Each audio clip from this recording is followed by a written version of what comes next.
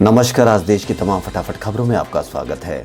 दिल्ली में रविवार को हुई तेज बारिश से जहां लोगों को गर्मी से राहत मिली, लेकिन ये बारिश कई लोगों पर कहर बनकर टूटी। आईटीओ के अन्ना नगर स्थित बस्ती में ऐसा ही कुछ हुआ जब एक कच्चा मकान बारिश की भेंट चढ़ गया। इस घटना का वीडियो सोशल मीडिया पर काफी वायरल भी हो रहा है, जिसमें मकान को चंद मिनटों में ही नाले में समाते देखा जा सकता है।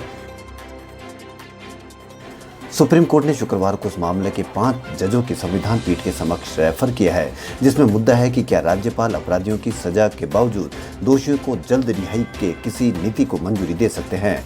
न्यायमूर्ति उदय यू ललित की अध्यक्षता वाली पीठ ने कहा कि 5 न्यायाधीशों की पीठ को संविधान के अनुच्छेद 161 के तहत विभिन्न राज्यों के राज्यपाल के कार्यकारी आदेशों के माध्यम से ऐसी नीतियों की कानूनी पवित्रता की जाँच करनी चाहिए। हरियाणा सरकार की उम्र कैद की सजा काट रहे कैदियों को 14 साल से पहले रिहा करने की पॉलिसी को चुनौती देने वाली याचिका पर सुप्रीम कोर्ट ने यह फैसला सुनाया है।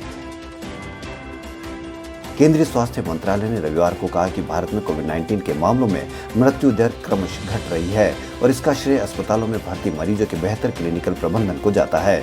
मंत्रालय ने कहा कि भारत दुनिया में कोविड-19 के मरीजों की सबसे कम मृत्यु वाले देशों में एक है। मंत्रालय ने कहा कि ऐसे 29 राज्य और केंद्र शासित प्रदेश है जहां मामला मृत्यु दर देश के औसत से कम है। भारत का CFR 2.5% से नीचे है।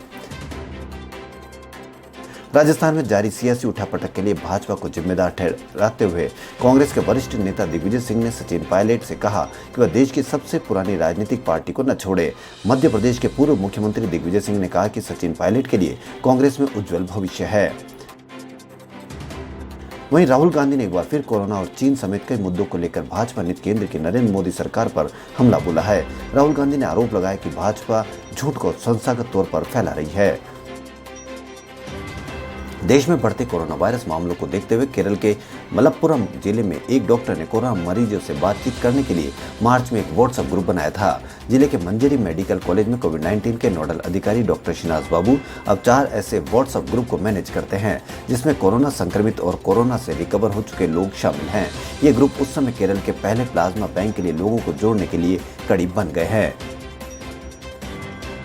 दिल्ली में कोरोना वायरस से रिकवरी रेट 83.99% हो गया है। डेथ रेट 2.95% हो गया है।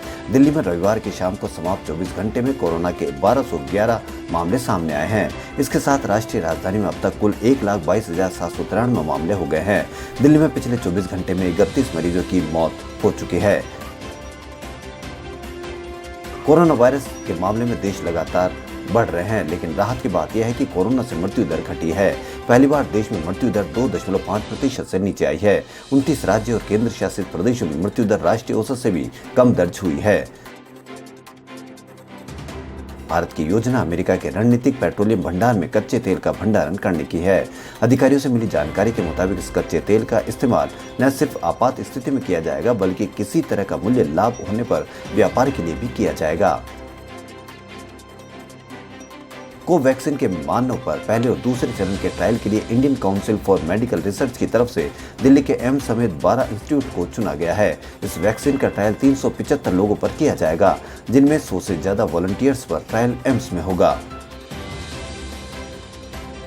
भगवान वेंकटेश्वर स्वामी जी बालाजी के पवित्र स्थल तिरुमला तिरुपति देवस्थानम में कोरोना संक्रमण तेजी से फैल रहा है। हाल ही में भगवान बालाजी के जीयर स्वामी को कोरोना पॉजिटिव पाया गया। इसके साथ ही अब तक तिरुमला में कार्यरत 170 कर्मचारी कोरोना संक्रमित हुए हैं। खबरों फिलहाल इतना ही। यदि आपको हमारा चैनल पसंद आए तो लाइक, सब्सक्राइब और शेयर अवश्य करें। धन्यवाद।